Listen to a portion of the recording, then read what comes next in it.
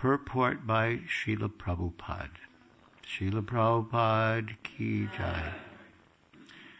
There are 3 divisions of devotees: first class, second class, and third class. You are very intelligent. Even the third class devotees are liberated souls. It is explained in this verse that although they do not have knowledge, simply by seeing the beautiful decoration of the deity in the temple, the devotee is absorbed in thought of him and loses all other consciousness. Simply by fixing oneself in Krishna consciousness, engaging the senses in the service of the Lord, one is imperceptibly liberated.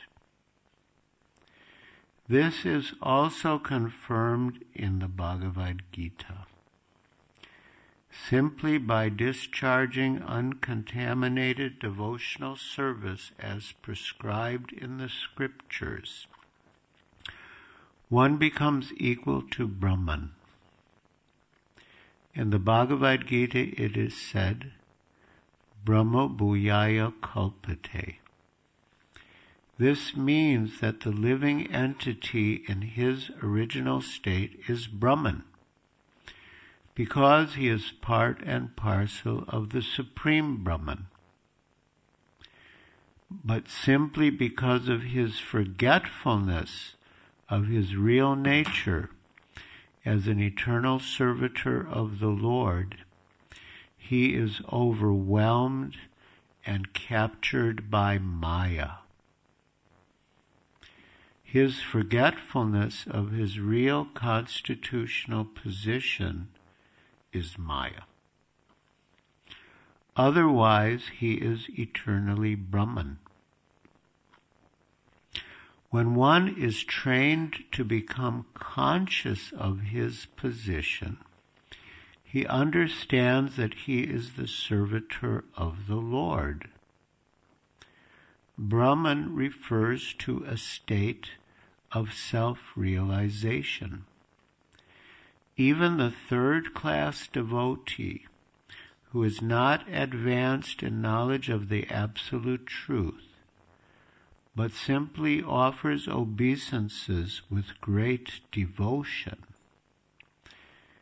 thinks of the Lord, sees the Lord in the temple, and brings forth flowers and fruits to offer to the deity, becomes imperceptibly liberated. Shraddhayanvitaha. With great devotion, the devotees offer worshipful respects and paraphernalia to the deity. The deities of Radha and Krishna, Lakshmi and Narayan, and Ram and Sita are very attractive to devotees, so much so that when they see the statue decorated in the temple of the Lord, they become fully absorbed in thought of the Lord. That is the state of liberation. In other words, it is confirmed herewith that even a third-class devotee is in the transcendental position above those who are trying for liberation by speculation or by other methods. Even great impersonalists like Shukadev Goswami and the 4 Kumaras were attracted by the beauty of the deities in the temple, by the decorations and by the aroma of tulsi offered to the Lord, and they became devotees. even though they were in the liberated state, instead of remaining impersonalists, they were attracted by the beauty of the Lord and became devotees. Here the word vilasa is very important. Vilasa refers to the activities or pastimes of the Lord. It is a prescribed duty in temple worship that not only should one visit the temple to see the deity nicely decorated, but at the same time he should hear the recitation of Srimad Bhagavatam, Bhagavad Gita, or some similar literature, which is regularly recited in the temple. It is the system in Vrindavan that in every temple there is recitation of the Shastras. Even third-class devotees who have no literary knowledge or no time to read Srimad Bhagavatam or Bhagavad Gita get the opportunity to hear about the pastimes of the Lord. In this way, their minds may remain always absorbed in the thought of the Lord, His form, His activities, and His transcendental nature. This state of Krishna consciousness is a liberated stage. Lord Chaitanya therefore recommended 5 important processes in the discharge of devotional service. 1. To chant the holy names of the Lord, Hare Krishna, Krishna Krishna, Hare Hare, Hare Rama, Rama Rama, Hare Hare. To associate with devotees and serve them as far as possible. 3. To hear Srimad Bhagavatam. 4. To see the decorated temple and the deity. And, if possible, 5. To live in a place like Vrindavan or Mathura. These 5 items alone can help a devotee achieve the highest perfectional stage. This is confirmed in the Bhagavad Gita and here in Srimad Bhagavatam.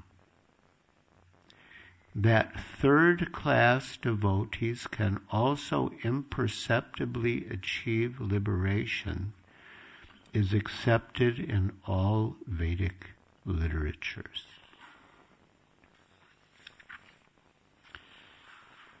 Translation again.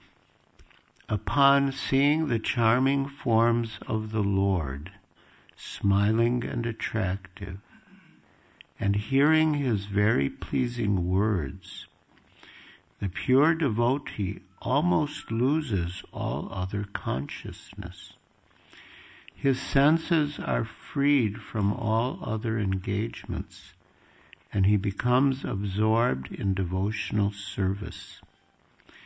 Thus, in spite of his unwillingness, he attains liberation without separate endeavor. I chose this verse because it describes the importance of deity worship and of temples in general.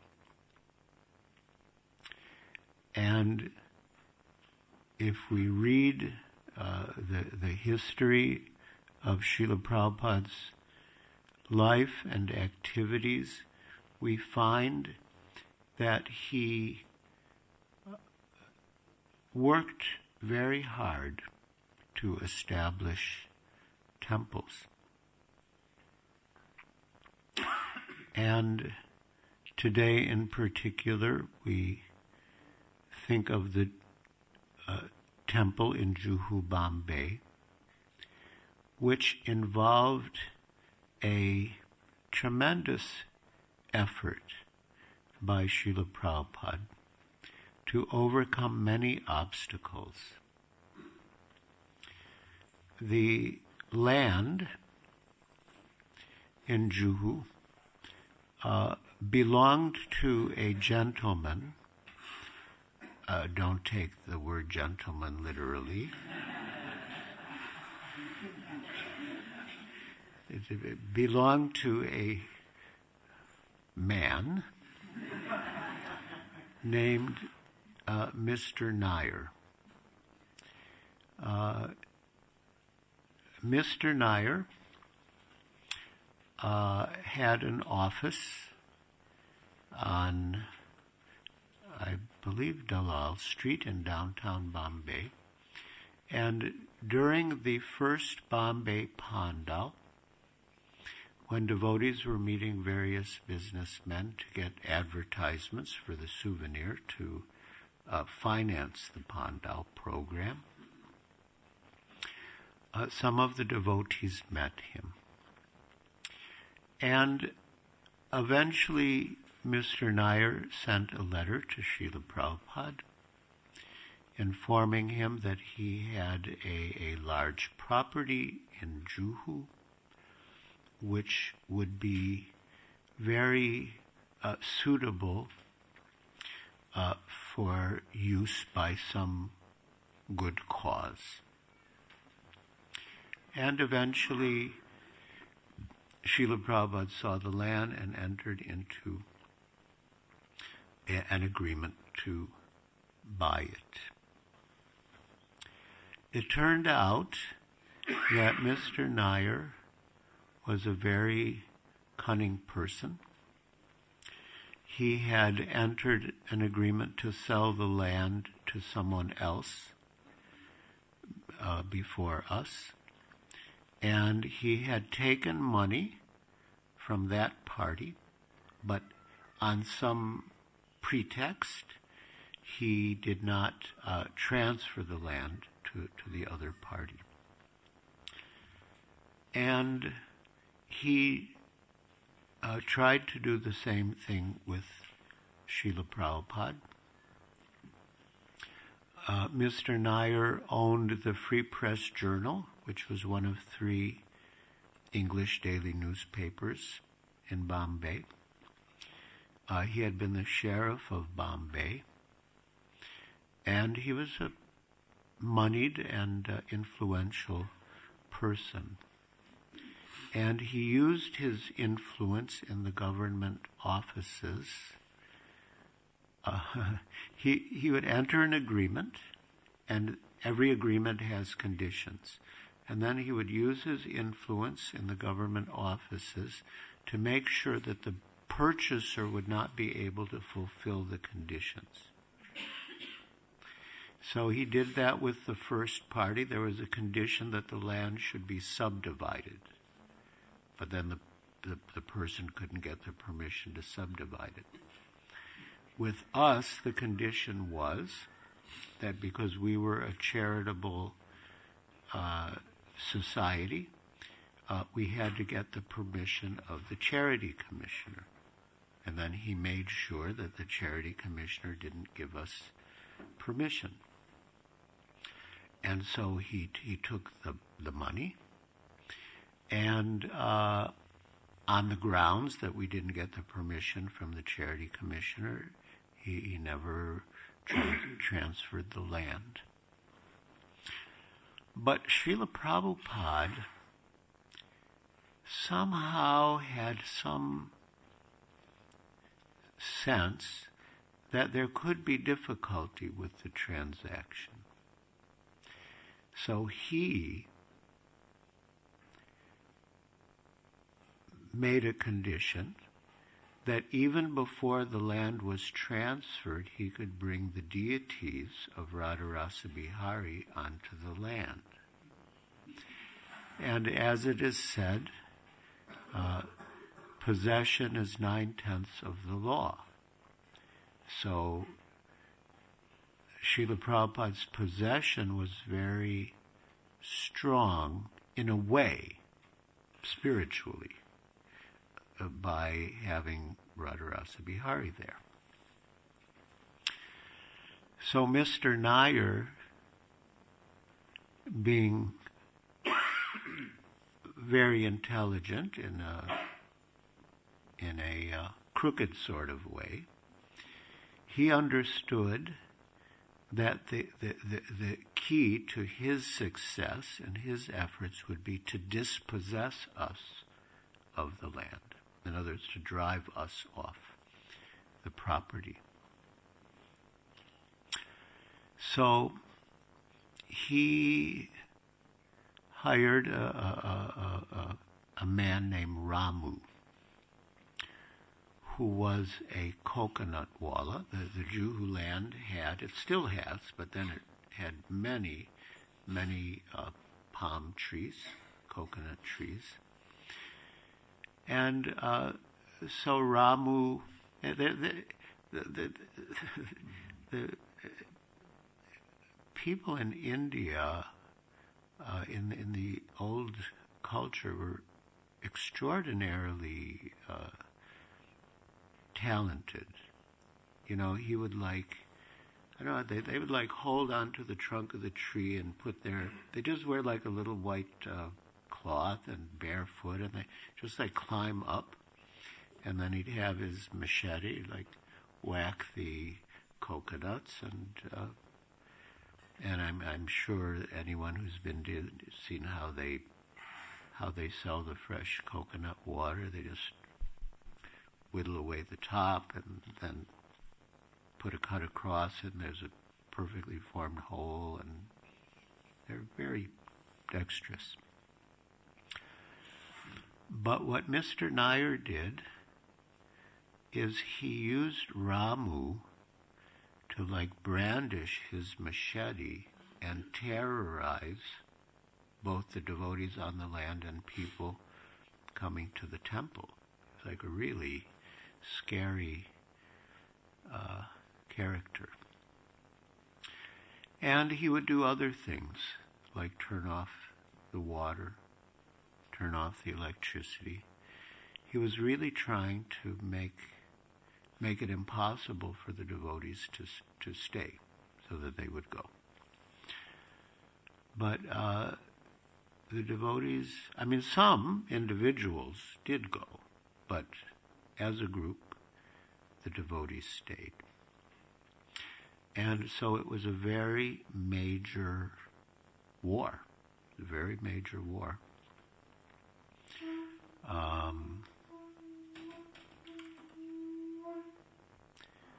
Tamal Krishna Goswami used to compare it to Kamsa and Krishna.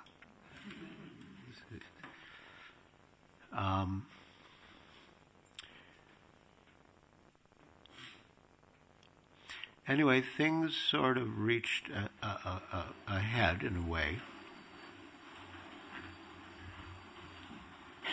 Jai Shri Shri Radha Gokula Nanda Ki Jai, Shri Shri Sitaram Lakshman Hanuman Ki Jai, Shri Shri Gaur Ki Jai. Mr. Nair, there were many ups and downs.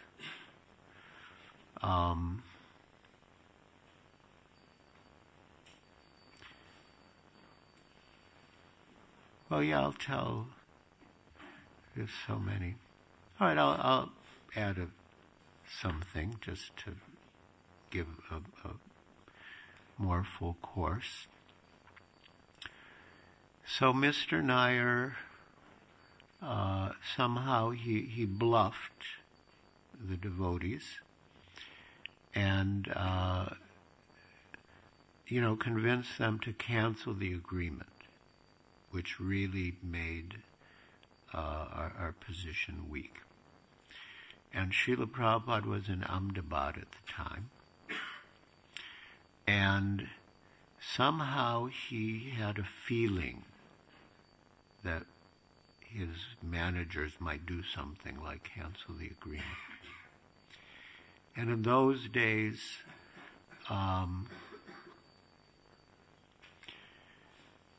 we didn't have telephones, and if we did, they didn't work very well. So he couldn't get through to us. And so he sent a messenger, Vishakadasi, from Ahmedabad to Bombay to tell us, not to cancel the agreement. But by the time she arrived, the agreement was already canceled. We had already canceled the agreement. So somehow because I wasn't part of that decision, I'm not sure exactly why, but I phoned Prabhupada, which was very unusual to speak to Srila Prabhupada on the phone. He said, Bhaktivedanta Swami here. So I said,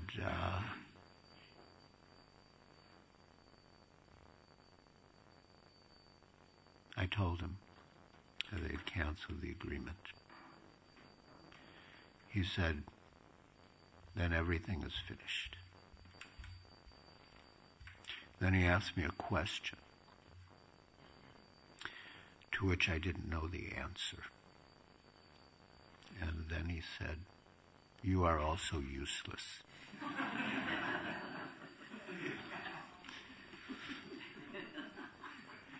And then, but then, his compassionate side came out. He said, don't be anxious. He didn't want me to be in too much anxiety. So then, Nair thought, okay, they're trespassers, there's no agreement, they have to vacate. But still, we weren't leaving, and so then, when Srila Prabhupada happened to go to Hyderabad, it also happened that Mr. Nair, with a sort of guru, was also in Hyderabad. And Prabhupada told Shyam Sundar, I believe, somehow or other, you have to bring Mr. Nair to see me. So he brought Mr. Nair and the guru. And Mr. Nair is very much like the big demons we read about in the Bhagavatam. They thought that Vishnu was an ordinary human being, but he had mystic powers. That was the basic idea of the demons. Like Hiranyakasipu, he thought if he got greater mystic powers, he could defeat Vishnu. So Mr. Nair, he thought that Prabhupada had mystic powers. So he was afraid that Prabhupada would use his mystic powers to get Mr. Nair to enter into a new agreement that would be unfavorable to Mr. Nair. So Mr. Nair thought that if he had his guru with him, that guru could counteract our guru. So, they were talking, and then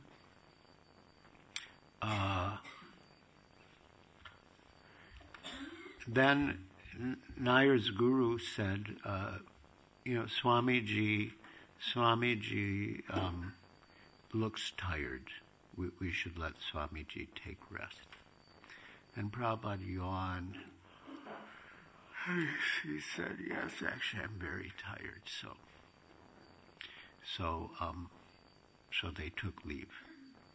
Then Prabhupada told Tamal Krishna Goswami that you go in the next room and you will find Nair and the Guru are asleep. And he said it's the psychology that if you feel tired, you say the other person, you must be tired, so we'll let you take rest. But actually he wanted to take rest. So he said, if you go in the next room, you'll find Nair and the Guru are asleep. So you have to very carefully wake up Nair and let the Guru sleep.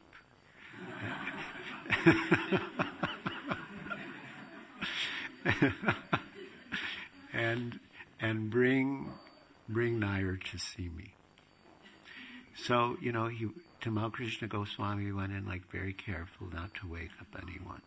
And then like he shook Nair and said, come quickly, Prabhupada wants to see you. And he was still groggy and he wasn't. So he came in, and then Prabhupada got him to enter a new agreement.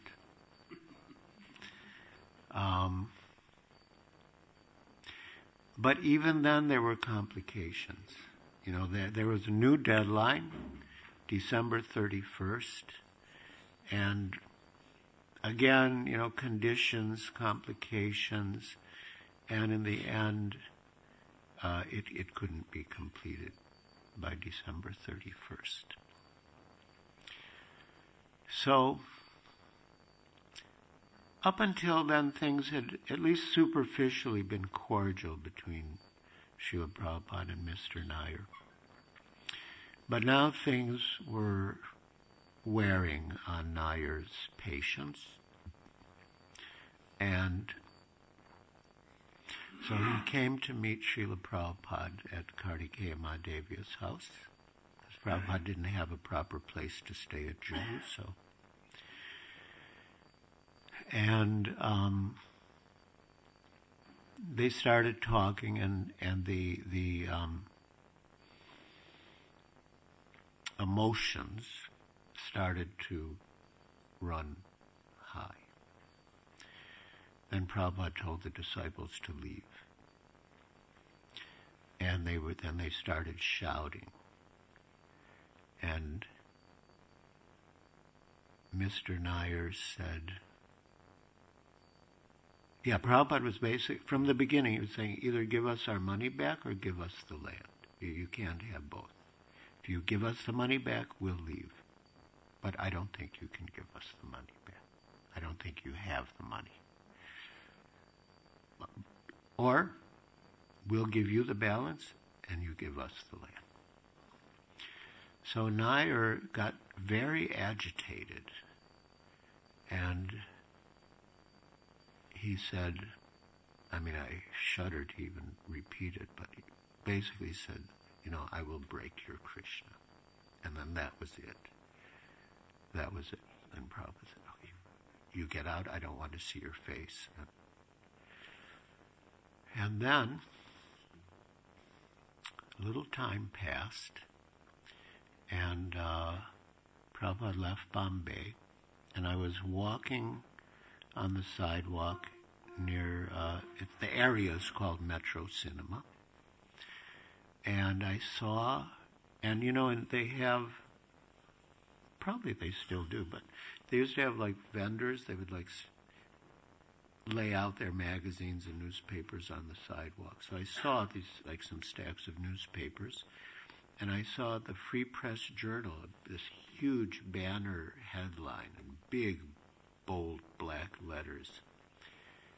A.B. Nair is dead, with a big picture of Mr. Nair. So when I saw that, I was very happy. And I actually felt like dancing for joy on the street. But I was thinking, we're supposed to be saintly, trying to be saintly persons. Is this proper, for a saintly person? So, I went back to our apartment, and I informed the devotees. And one of the devotees, more senior, he was just visiting, Bali Mardan, I believe, but he phoned Srila Prabhupada in Australia. And I believe Shruti Kirti Prabhu answered the phone. And Bali Mardan told Shruti Kirti what had happened, and he informed Srila Prabhupada.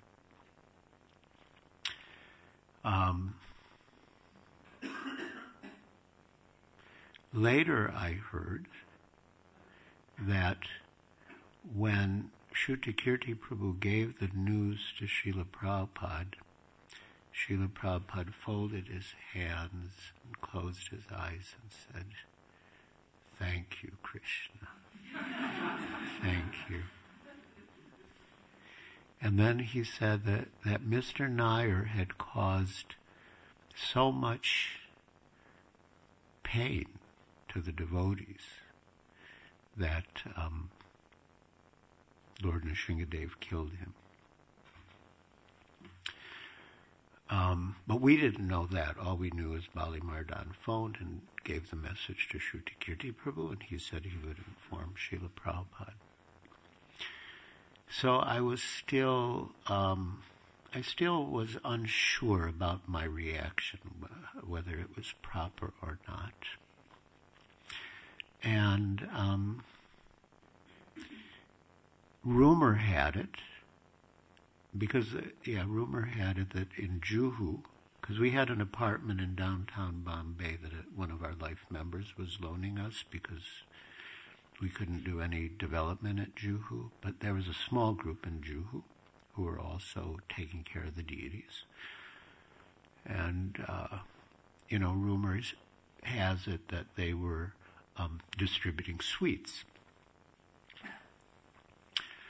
But even that I only heard later. So Prabhupada had there was one couple, very nice couple, Dr. and Mrs. Singhal. And so Prabhupada wrote them a letter that it is understood that the rascal Nair is dead. This is very good news. And then he wrote that Prahlad Maharaj says that even saintly persons take pleasure when a snake or a scorpion is killed. And then he said, so it is an occasion of great jubilation. So then I felt, okay, my initial response was bona fide. So, but that wasn't the end of the story. That was just the end of Mr. Nair. But, Mrs. Nair was sort of an innocent person. But it's sort of like she could easily be led in the right direction, but she could also easily be led in the wrong direction. So after Nair died, all of her husband's greedy friends, gathered around her. You have to fight this, and they killed your husband, and you. So, in a way, it got worse. And then one morning, a municipal demolition squad came with a big police accompaniment, and they wanted to break down the temple. They had their hammers and pickaxes and chisels, and it was really shocking. Now, I had been to it's true, we had a temporary permit, but I'd been to the commissioner for the whole city of Bombay, And he had agreed to extend it. And I even had a letter from him.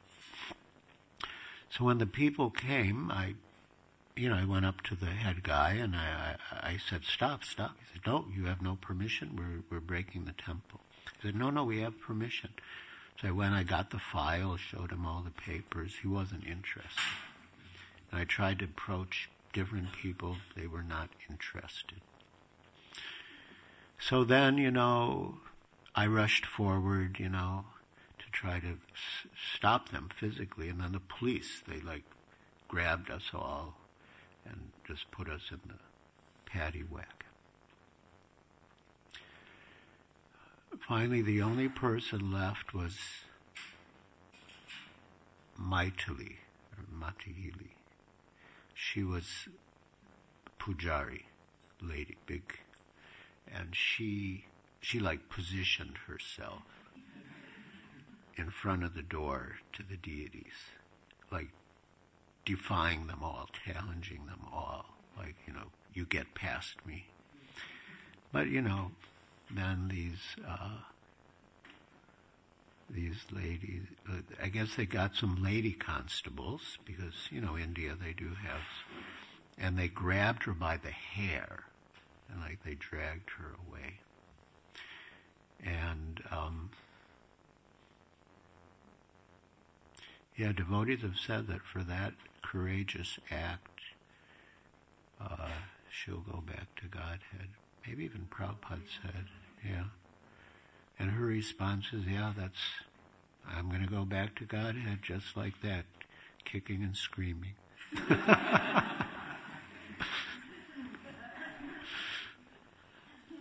But I guess that's this unwillingly attains liberation. So there was one devotee who didn't rush forward. He was actually a Gujarati devotee. We were mainly Americans. But he didn't come rushing forward like us. He was crouching in the bushes, seeing what was happening. And then he put a call through to the head of the Shiv Sena political party named Bal Thackeray. And Bal Thackeray, he became furious, they can't do this. How can they do this? So he, as we heard later, he phoned the municipal commissioner. And the municipal commissioner said, but, they didn't have permission, which wasn't true. And he as don't forget who owns this city. That's what Bal Thackeray told the municipal commission. Okay. So then the commissioner phoned the ward officer, and then the ward officer came running personally to stop the demolition. And so intriguing, the whole story. Anyway, so they had broken all the brick walls, and they had broken the asbestos sheet roof over the darshan mandap, and there were some steel pipes that were supporting the roof. And they couldn't cut through them, so they went and got blow torches. And there's this whole group of people that were against us, and one man, he lived across the street, like a big house, and he was he dealt in black magic, and he was sort of like a demigod there, and all the ignorant people came to him. And so he was laughing. And then one lady, she was also sort of mystical. Gandiva was Prabhupada's disciple, Gandiva, her mother. She cursed him that you're laughing, seeing Krishna's temple burn. one day you will burn. So, and then Matre, he was the municipal corporator. He was across the street, and just a little across on the kitty corner. He was laughing. So,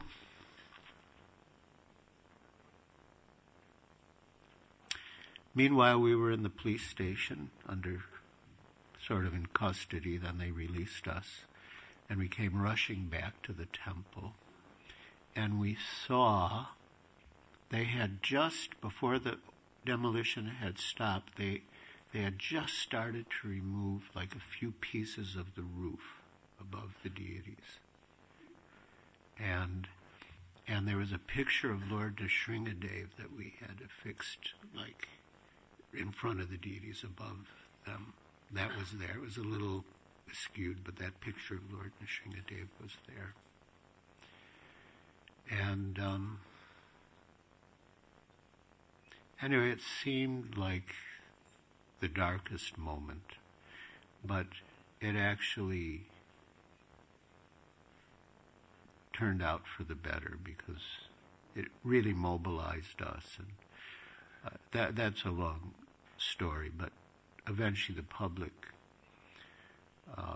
opinion turned in our favor. And the municipal corporation, the standing committee, they unanimously voted that condemning the action and saying that the temple should be rebuilt at the municipality's cost. It was a major victory. So, one morning, a little after that, because we still didn't rebuild the temple, but it was like sort of raining. But still, we went to Mangalarti, and then we heard these shrieks from across the street, and then we saw an ambulance come, and it turned out that demon who lived across the street had poured kerosene on his body and set fire to it and committed suicide. I mean, what happened to all the demons who opposed Srila Prabhupada, that's a story in itself.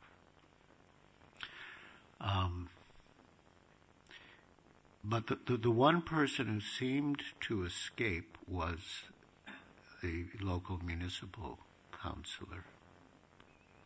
And I asked Tamal Krishna Goswami,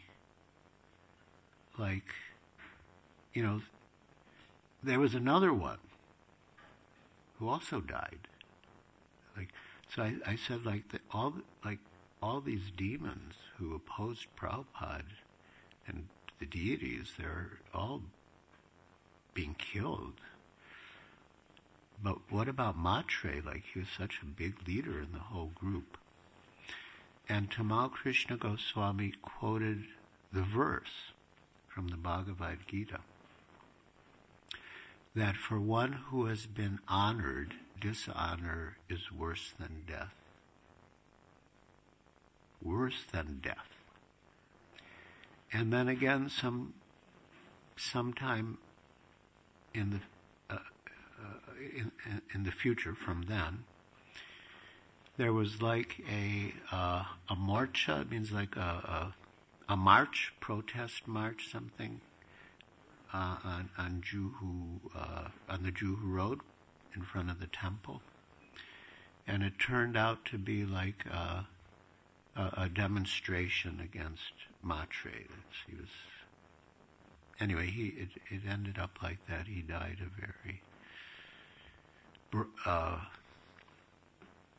he was disgraced, as he deserved. He was disgraced. So, we were trying to get permission to rebuild the temple.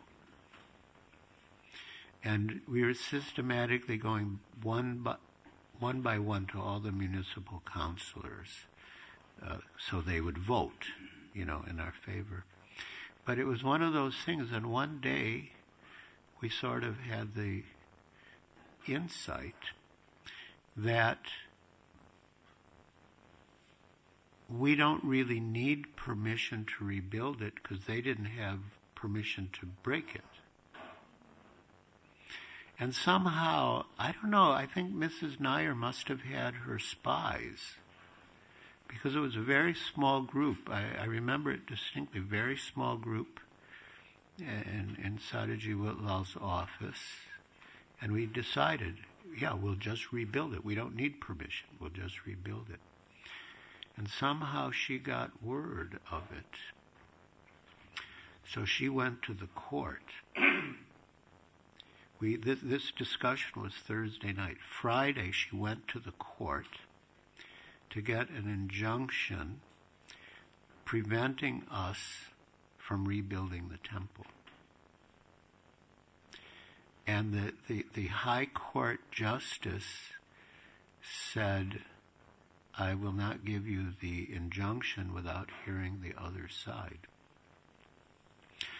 So her lawyer said, well, just give a temporary injunction for the weekend, and then on Monday you can hear the other side and then make a final decision.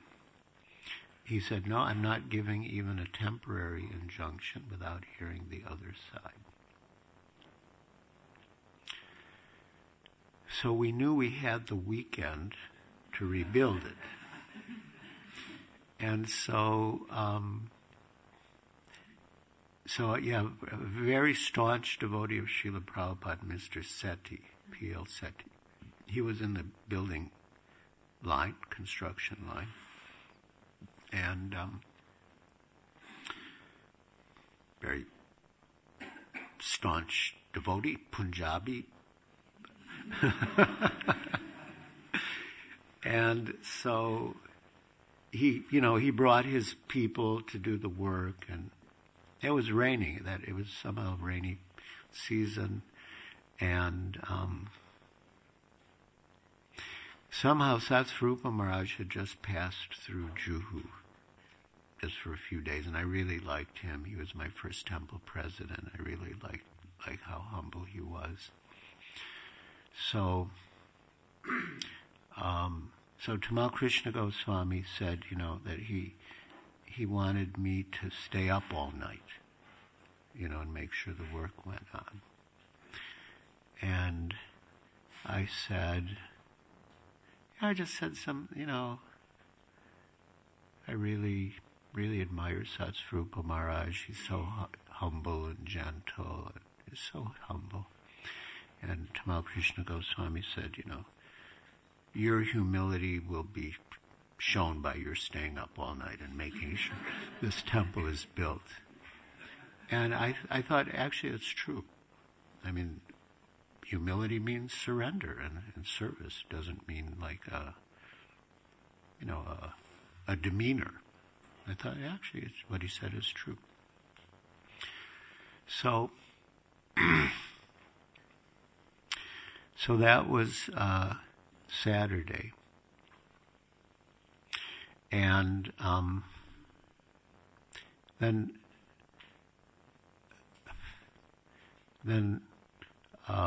Mrs. Nair's lawyer came with papers, notices, and, what you're doing is illegal, and all sorts of threats. Then Matre came. And he said, even if you rebuild the temple, I'm going to come with 50 gundas. Gundas means like hooligans. I'm going to come with 50 gundas and break it down. And Mr. Sethi said to his son, Brij Mohan, bring my rifle and revolver. And then he said to Mr. Matre, 50 are not enough. I have 250 cartridges. So you have to bring at least 200, more than 250. So,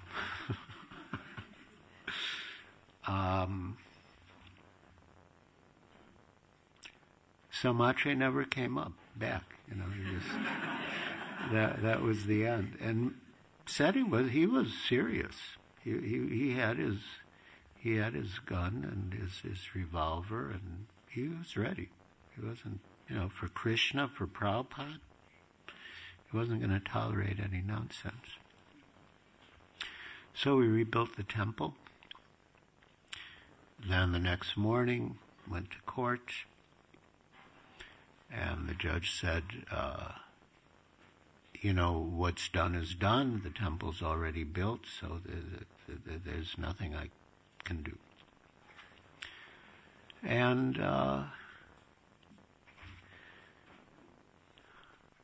so the temple was rebuilt, but the land was still in dispute. So then it turned out, I was, as a matter of speech, I was going to say, I don't know how Prabhupada knew all these things, but then maybe Krishna in the heart. But anyway, Prabhupada somehow deduced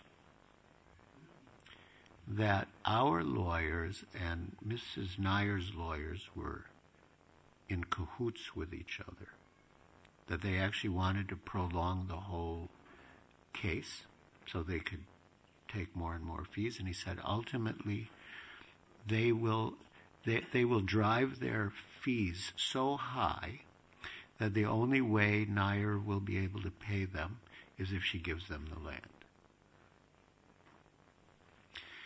So Prabhupada said, we can't work with these lawyers, her lawyers or our lawyers, big, these big reputed firms. So we had like a little lawyer. He was like on retainer for some company. He would like deal with their visas and just like a real small type of lawyer. And somehow and Mrs. Nair had a family friend who was a lawyer.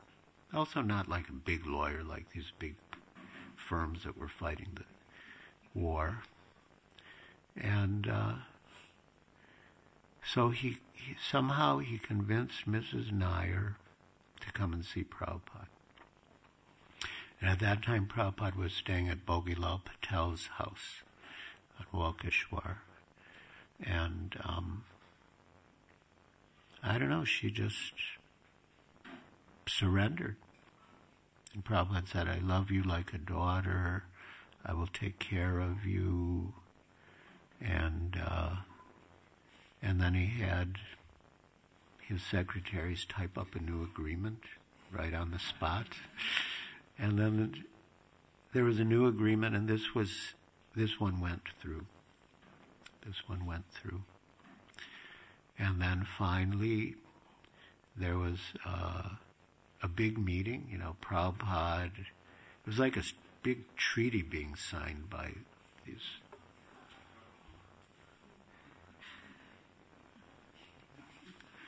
And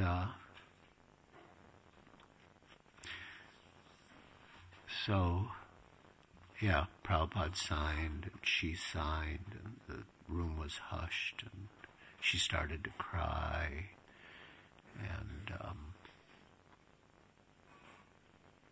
and then Prabhupada, he was in a very happy mood. He said we should celebrate.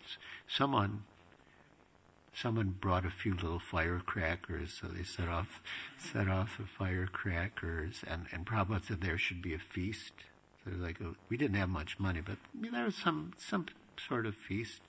And Prabhupada said, we want to start the building fund now. And Mrs. Seti, she took off some of her gold bangles and said, okay, this is to begin the building fund. And at the end, Prabhupada sort of went back and reclined against the bolsters of his asan, and he said, it was a good fight. And then he said someone should write a book about it. Of course, there is an account in the Lilamrita, but it does require more. It does require a full book. So then, I think I should introduce Dr. Patel. Are there any Patels in the room? Anyway, it's all right.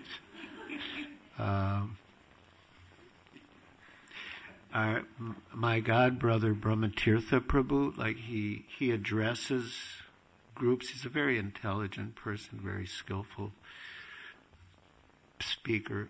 So sometimes he addresses these like big groups of Patels.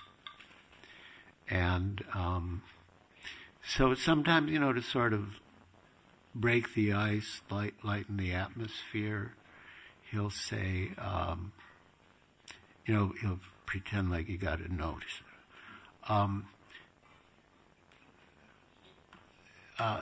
Mr. Patel, can you please remove your car? It's blocking the way. And it's like 500 Patels.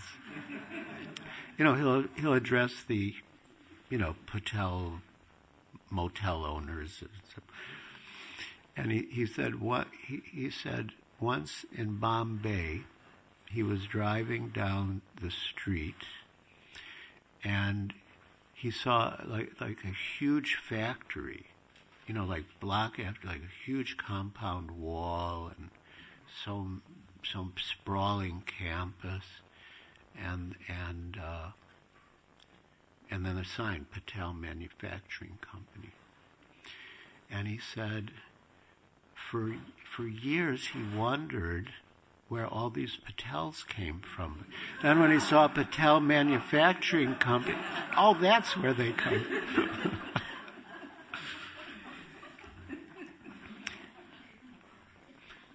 So anyway, Srila Prabhupada had a friend named Dr. Patel, and they had a very sort of, in a way, an intimate relationship. If you listen to Prabhupada's morning walks in Juhu, a lot of discussions with Dr. Patel. So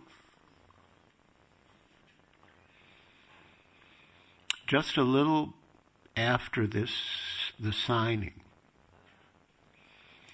Prabhupada was, just a few of us in the room, Dr. Patel, me, and another devotee named Mahamsa, and Srila Prabhupada.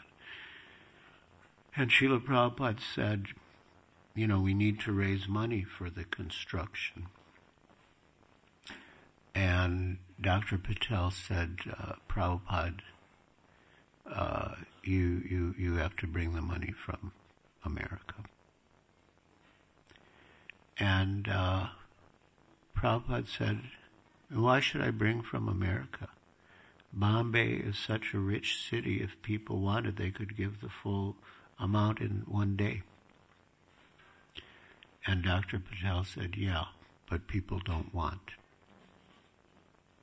He said, I don't want to discourage you, Prabhupada, and Prabhupada said, but you are discouraging me. So there was that, and then there was the issue of which way the deities would face, because the way the land was shaped and where the road was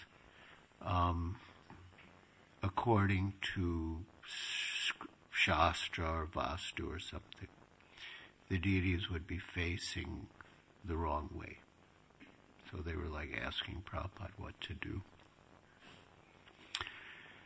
And Prabhupada didn't take it very seriously. he said, our God is everywhere. Ito nishinga parato nishingho yato yato yamim tato nishinga. But I'm going to tell another story about Dr. Patel that is very relevant to the verse. When the devotees were living in this like Chetai hut on the land, Dr. Patel came and he was impressed that these Americans had come and they were living in this Chetai hut with a tarpaulin roof and sleeping on the floor, and the floor was like crumbling. And so, although he was sort of a proud person, because, I mean, he was a doctor, he was educated in England, but more than that, he had maintained his purity, his pure habits.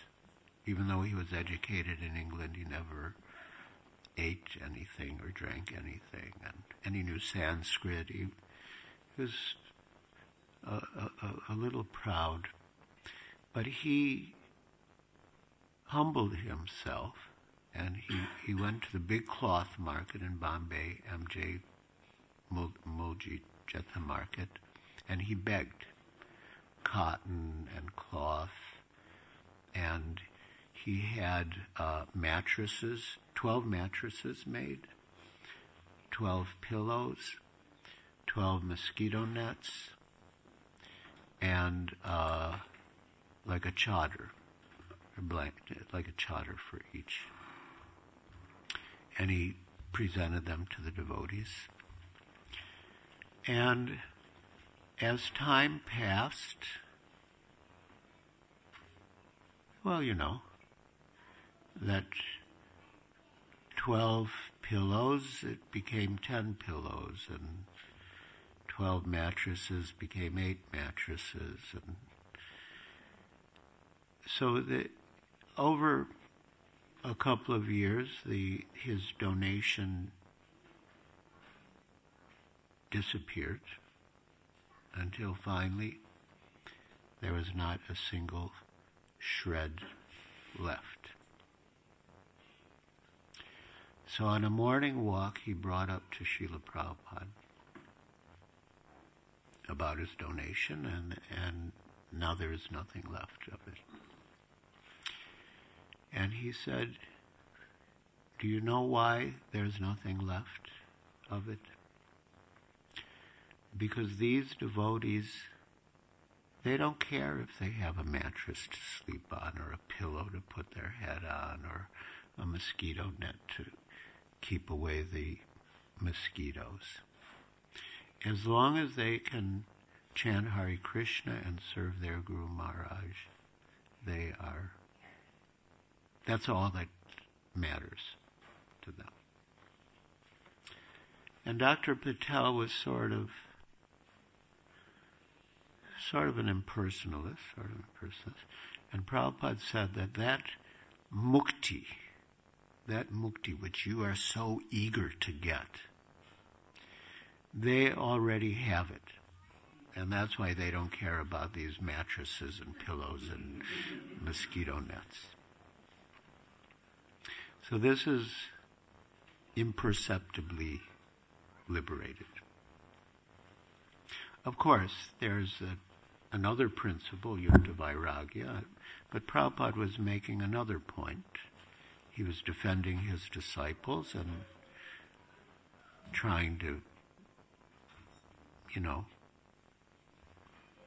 make Dr. Patel a little more humble and appreciative.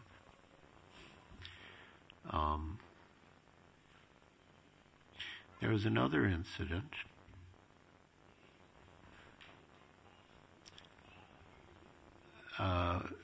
They were walking. It was a morning walk, and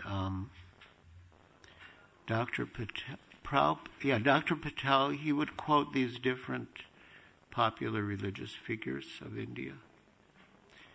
And he quoted one, very popular, very respected. And Prabhupada said,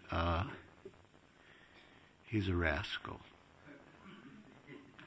And Dr. Patel said, you can't call him a rascal. And Prabhupada said, I don't say, Krishna says. Namam duskritana mudha prapadyante naradama. Anyone who doesn't surrender to Krishna comes in one of these categories. And that person never surrendered to Krishna, so he's duskritana mudha. And Dr. Patel really got very agitated, and he said, you can't say that about him. And Prabhupada said, I'm not saying, Krishna's saying. I'm just repeating what Krishna says. So that also turned into a major altercation with each one shouting at the other. And Dr. Patel had his cronies, his circle of friends who, he was the leader, definitely, and they were around. Even they were saying, Swamiji has a heart condition. Don't make him angry. And they were trying to pull him away, and we were also in anxiety about Prabhupada, and even while they were pulling him away, he was shouting, and Prabhupada was shouting at him. It was like in a boxing, the bell rings and the referee separates them. They just keep trying to pound each other. So then afterwards, Tamal Krishna Goswami approached Srila Prabhupada in his room about Dr. Patel. Because Prabhupada would always accuse Dr. Patel of being a Mayavadi. And Dr. Patel would say, no, sir, I'm not a Mayavadi, I'm a Vaishnava.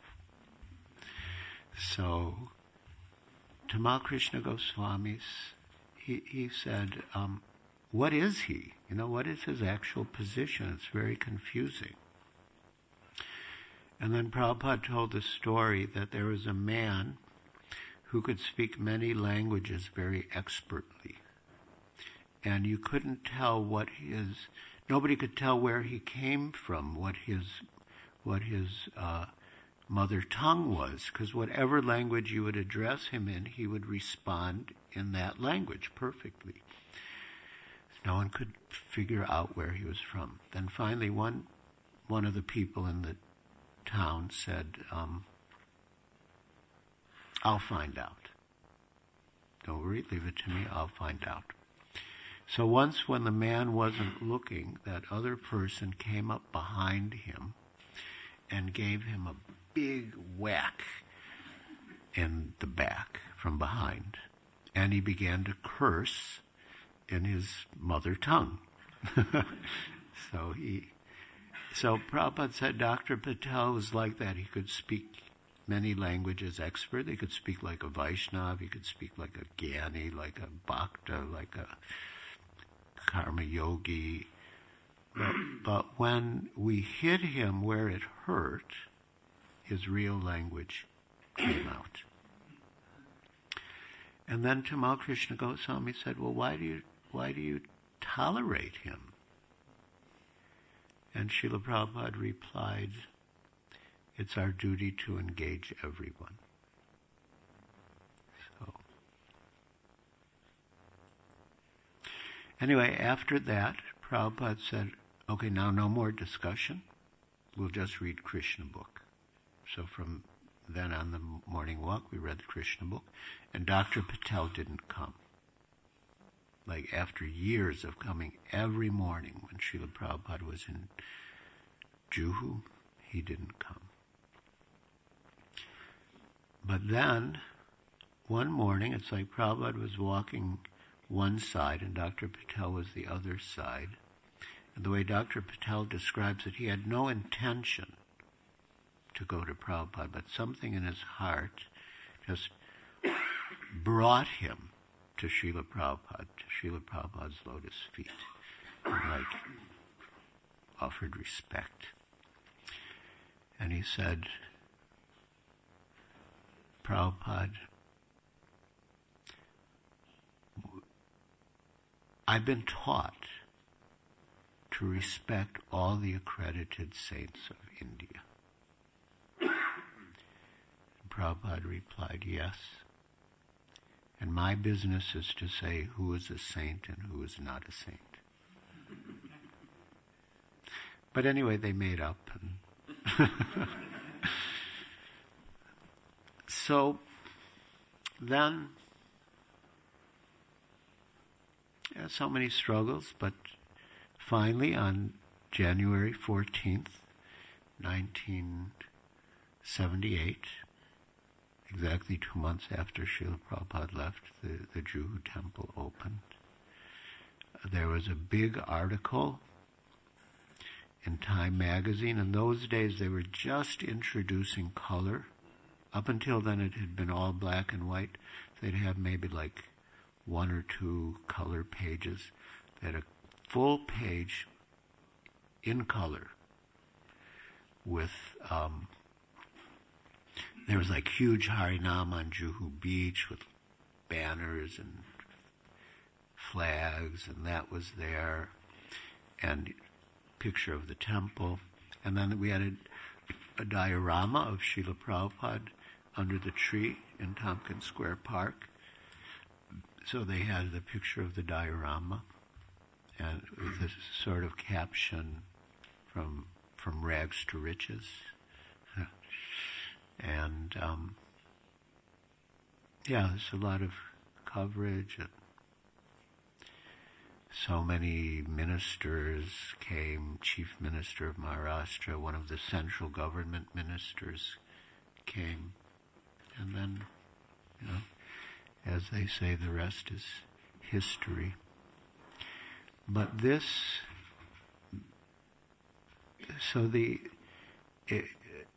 Prabhupada's relationship with the deities was very personal. This is the point I want to make. That he commented that actually I was not so keen on that land. But because I invited Krishna, I could not bear the thought that he would be driven from that land. It would have been too much of an insult. He said, otherwise I was not so keen on that land. But he made a promise. He said, my dear Krishna, you sit here and I will build a temple for you. And so it was really his personal commitment to Radharasa Bihari that impelled him to persevere against all odds. And Tamal Krishna Goswami commented that we often read about devotees doing austerities for the sake of the Lord, but in this case, the Lord, Radharasa Bihari, did austerities for the sake of the devotee, for the sake of Srila Prabhupada. In other words, they tolerated it's Krishna, so he's always in Vrindavan, but externally he tolerated a very simple shed. And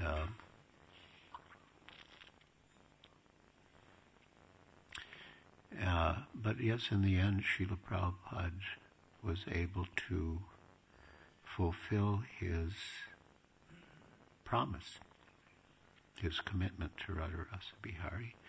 And now hundreds of thousands of people come for darshan, and you see them. They get, some of them just really get entranced by the beauty of the deities.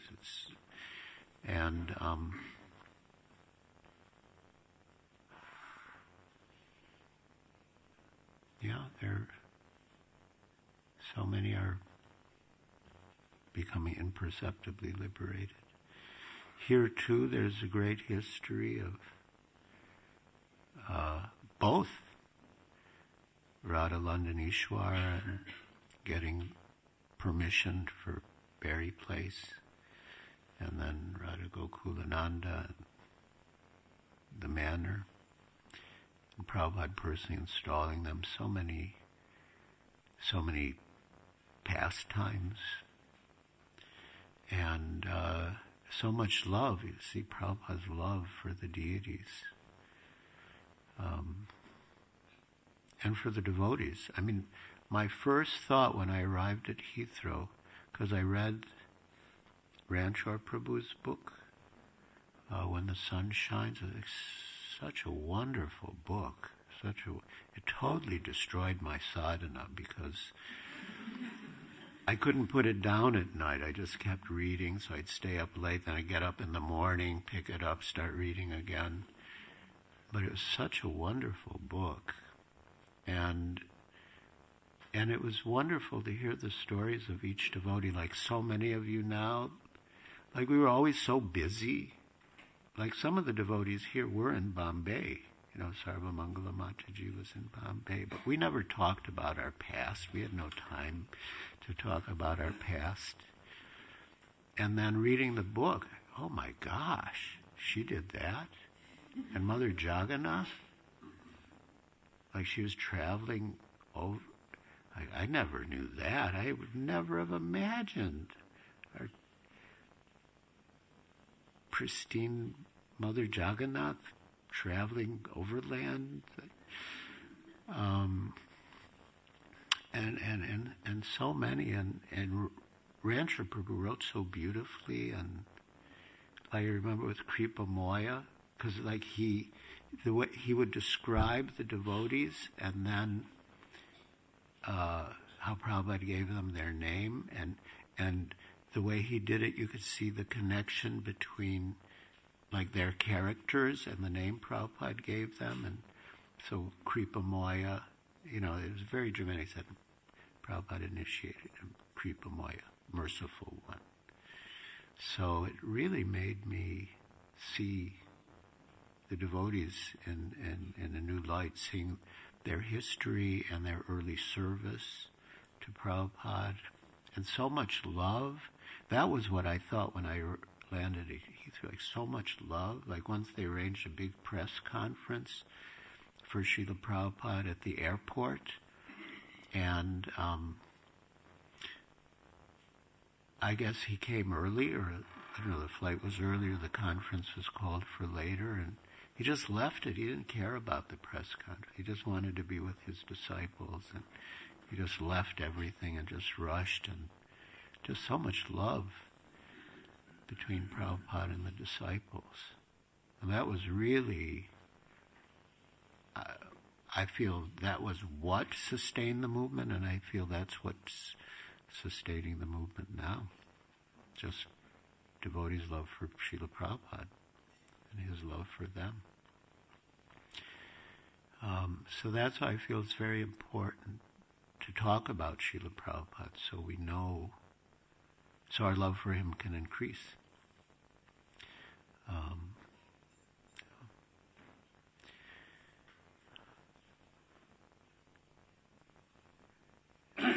My older godbrother, Giriraj Prabhu, he was actually the first devotee who ever spoke to me. But he later told me that, because he joined in Montreal, but he never met Srila Prabhupada. And when Srila Prabhupada came to Boston, Giriraj Prabhu came down and met him, and he walked in the room and he saw Srila Prabhupada with his disciples, and he just was overwhelmed by all the love. It's like such a loving family, just overwhelmed by all the love. And he had a thought, an insight, that Krishna consciousness is actually love masquerading as a philosophy.